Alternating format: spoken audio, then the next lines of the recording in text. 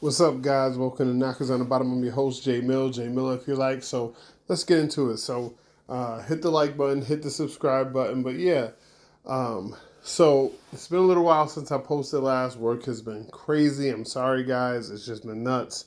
Um, just to give you a little bit of insight into me, I work for Amazon. So this time of year is crazy. But that Detroit Lions loss really had me, you know, pretty down, man.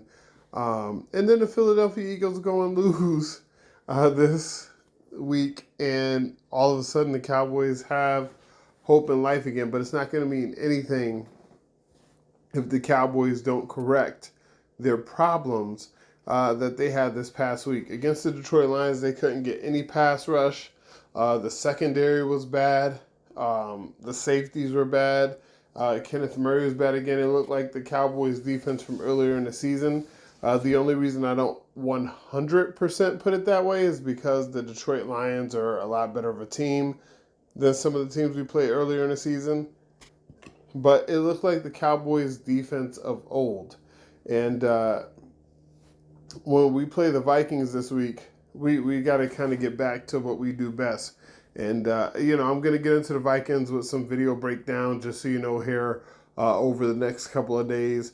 But just to preview them a little bit, Brian Flores' defense is complex. It's attacking, and we're going to need our defense to play a really good game this week if we're going to kind of hang in the game and hang around there and hopefully, win it when we need to.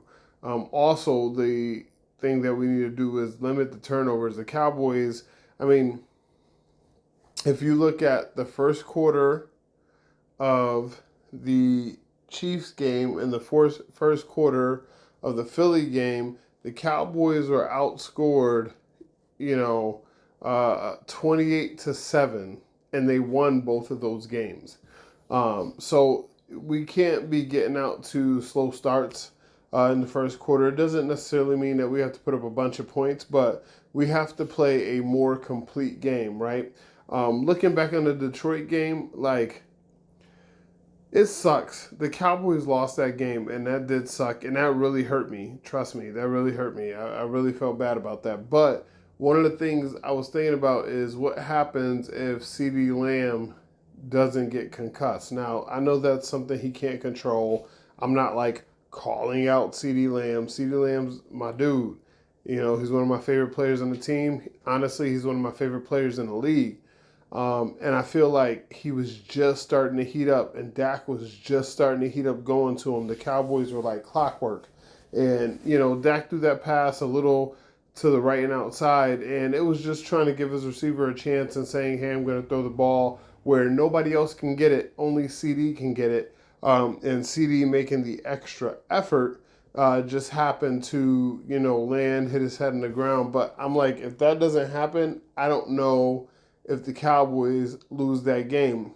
If Sharon Ravel gets just a little bit more depth on his back pedal in the back corner of the end zone, we don't necessarily lose that game. But honestly, it still comes down to the defense. There's still some players playing on the defense that shouldn't be playing. There's still some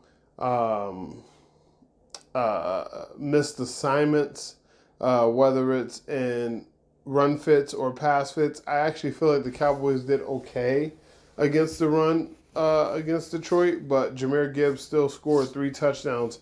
He was more of a threat out of the backfield receiving. I do think Amon-Ra playing was huge for the Lions, and so there was just some unexpected things.